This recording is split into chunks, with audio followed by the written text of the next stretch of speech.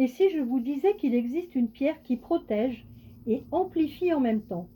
Aujourd'hui, je vous parle d'une alliée rare que peu de lithothérapeutes utilisent vraiment. On l'appelle la pierre de la double action, purification et amplification réunies en un seul cristal, et pourtant, elle reste très peu connue.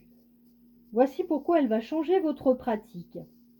Aussi appelée quartz tourmaline ou tourmaline noire en quartz, l'association naturelle entre le quartz hyalin et la tourmaline noire, c'est une pierre de contraste, la lumière du quartz et la protection de la tourmaline réunies, totalement unique, chaque pièce est différente.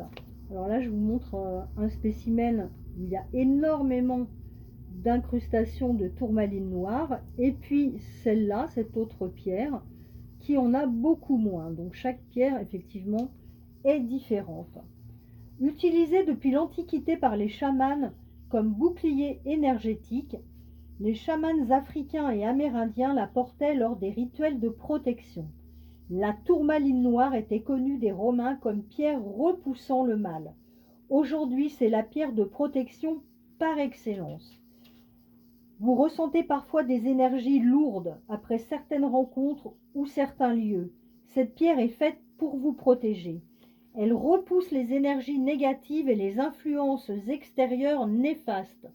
Elle crée un bouclier énergétique autour de la personne qui la porte, indispensable pour les personnes sensitives ou empathiques. C'est aussi la pierre de la purification et de l'ancrage.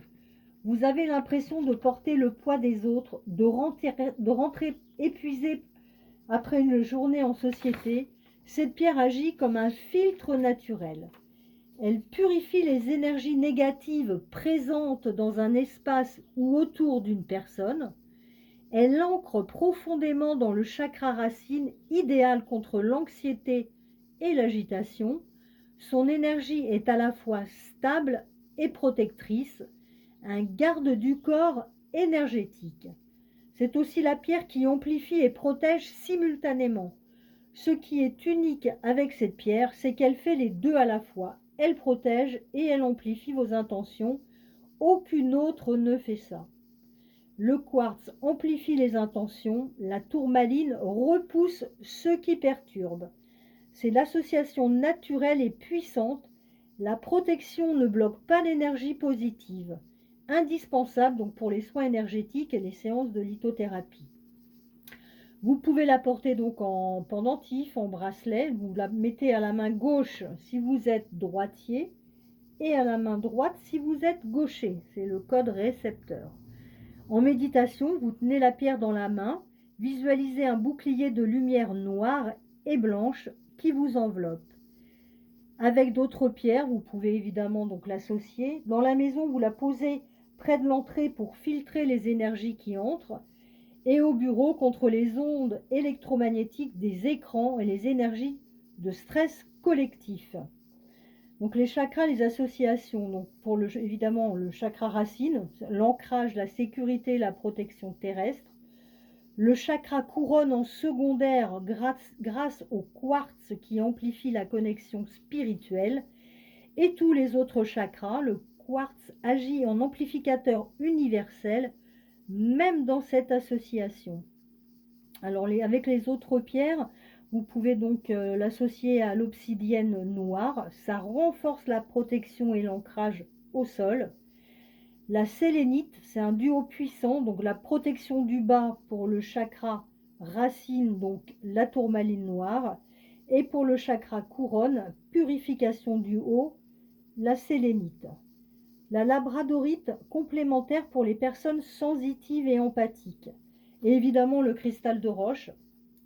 Cristal de roche, le quartz, du quartz tourmaline est déjà amplificateur, mais le cristal pur renforce encore. Donc pour le nettoyage, vous la passez à l'eau froide, sans problème. Le quartz et la tourmaline noire supportent les deux, donc l'eau. La purification toujours quelques secondes sous la fumée du Palo Santo. Et le rechargement, donc pleine lune de préférence. La lumière solaire convient aussi, mais la lune est plus douce pour la tourmaline.